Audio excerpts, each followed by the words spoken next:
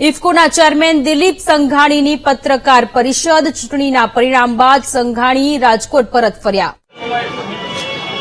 વિવિધ સંસ્થાઓમાં જ્યારે કામ કરી રહ્યો છું ત્યારે મેં નિર્ણય કર્યો છે કે હવે ચૂંટણીઓ પૂરી થઈ છે, જવાબદારી આવી ચૂકી છે, ત્યારે વાદ નહીં, વિવાદ નહીં, વિકાસ સિવાય બીજી વાત નહીં, એ મુદ્દા સાથે હું આવતીકાલે મારા જન્મદિવસ નિમિત્તે council four agriculture and rural development એટલે કે કૃષિ અને ગ્રામ વિકાસ પરિષદના માધ્યમથી ગુજરાતભરમાં અને ક્રમશઃ દેશના અલગ રાજ્યોમાં કેન્દ્ર સરકારની જે યોજનાઓ છે, રાજ્ય સરકારની જે યોજનાઓ છે, મને પ્રધાનમંત્રી નરેન્દ્રભાઈ મોદીએ નવું સહકારી મંત્રાલય બનાવી કૃષિ ક્ષેત્રે અનેક યોજનાઓ કરી, અમિતભાઈના નેતૃત્વમાં સહકારી ક્ષેત્રે અલગ અલગ પ્રવૃત્તિ થઈ રહી છે અને રાજ્ય સરકારમાં ભૂપેન્દ્રભાઈના નેતૃત્વમાં નવી મહિલાઓ માટે,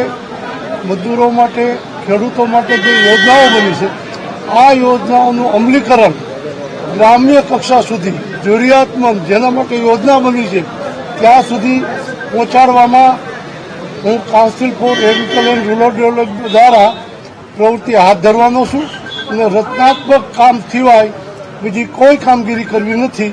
સહકારી ક્ષેત્ર અને સમાજના ઉત્થાન માટે સરકારની યોજનાઓ છેક સુધી પહોંચાડવી એ જ ધ્યેય રહેશે અને એ જ કામગીરી કરવાનું છે। દિલીપભાઈ, મેન્ડેટને લઈને રાજકારણ ગરમાયું છે, એને લઈને શું કહેશો?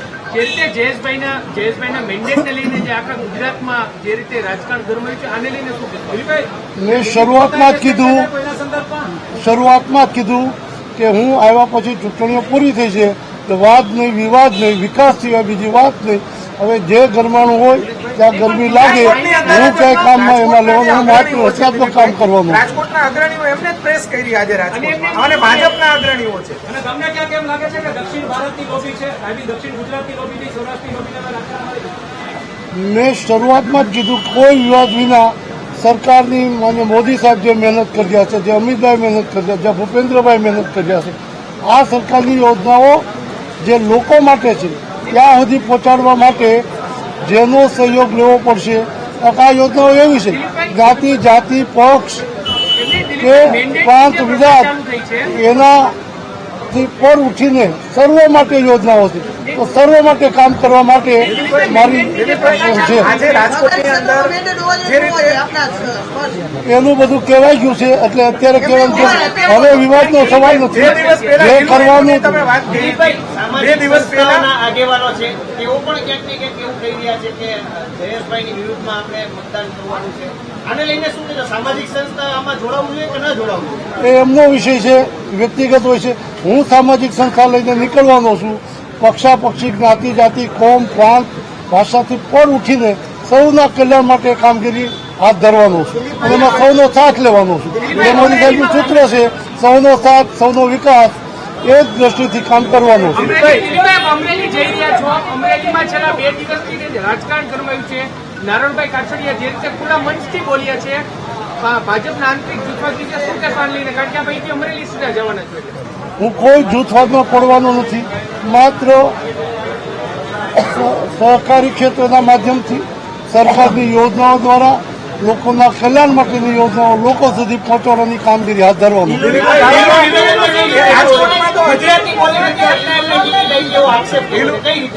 એમનો દૃષ્ટિકોણ હશે, પાર્ટીનો દૃષ્ટિકોણ હોય છે। હું ભારતીય જનતા પાર્ટીનો કાર્યકર્તા છું અને ભારતીય જનતા પાર્ટીના કાર્યકર્તાએ જે જવાબદારી સોંપાણી છે એ કરું છું અને જવાબદારી ન સોંપવામાં આવે તો ભારતીય જનતા પાર્ટીના રાષ્ટ્રના હિતમાં હોય એ કામગીરી સ્વયં હાથ ધરીને કરું છું।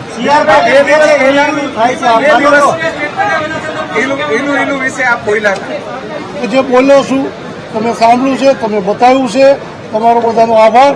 હવે એમાં વિવાદ કાંઈ કરવાનો નથી। જે મેન્ડેટનો વિવાદ હતો એની આગામી દિવસોમાં બીજી સહકારી સંસ્થાઓમાં અસર નહીં થાય એવું માનો છો તમે? એ પાર્ટી અને જે તે સંસ્થા વિચાર કરશે, એના નેતૃત્વ વિચાર કરશે, એ વિચાર સારી નથી।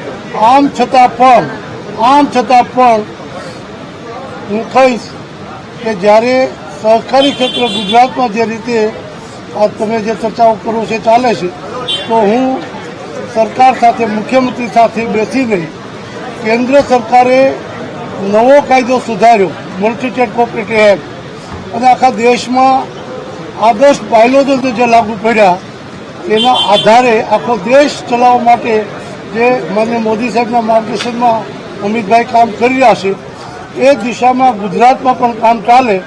જ્યાં લેક્યુના હશે, જ્યાં ખામીઓ હશે, એ દૂર કરીને કેન્દ્ર સરકારની સાથે ગુજરાત સરકારનો કાયદો બને અને એની સાથે ચાલે, એ વ્યક્તિગત રીતે મુખ્યમંત્રીને મળીને હું કામગીરી કરીશ. અંતિમ સવાલ, મેન્ડેટ પ્રથા હોવી જોઈએ કે ન હોવી જોઈએ? દિલીપભાઈ શું માને છે? મેન્ડેટ પ્રથા હોવી ન હોવી, એક વખત લોકસભા, ધારાસભા, મ્યુનિસિપાલિટી કે જિલ્લા પંચાયતમાં મેન્ડેટ પ્રથા હતી જ નહીં. એ તો ચિમનભાઈ શુક્લ અહીંયા ઉપવાસ ઉપર બેઠા કોર્પોરેશનના જે પક્ષપલટા, અને ત્યાર પછી આ કાયદો બન્યો. એટલે કાયદામાં જે હોય એ પ્રમાણે થવું જોઈએ. કાયદામાં હોય એ થવું જોઈએ. કાયદામાં હોય એ થવું જોઈએ. કાયદામાં જે હોય તે થવું જોઈએ.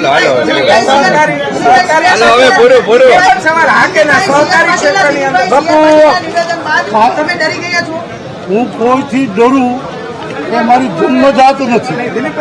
હું ચૂંટણી હારું જીતું, મેં એક શરૂઆતમાં કીધું હતું કે કેટલાક લોકો પોતાના આધારે કદ વધારવા માંગતા હોય.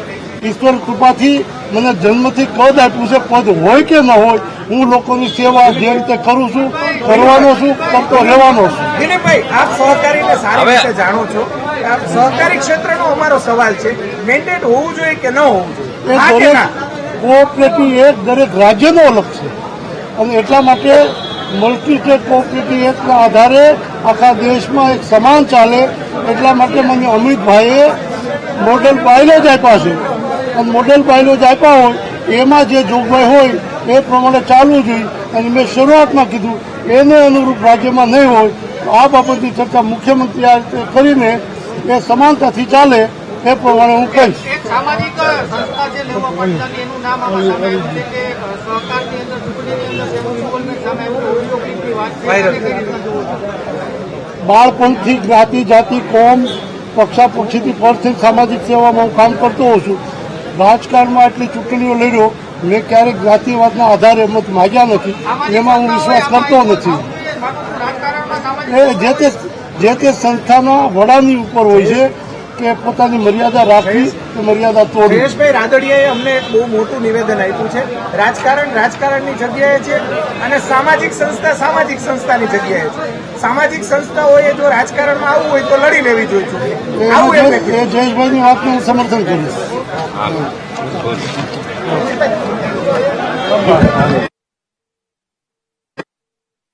સંઘાણી કે જેઓએ નિવેદન આપ્યું છે કે તેઓ હવે કોઈ વાદ વિવાદમાં નહીં પડ્યા. સાથે જયેશ રાદડિયાએ જે નિવેદન આપ્યું છે તેનું તેમણે સમર્થન કર્યું છે. ચૂંટણીના પરિણામ બાદ દિલીપ સંઘાણી રાજકોટ જવા માટે રવાના થયા છે. તેમણે પ્રેસ કોન્ફરન્સ કરી.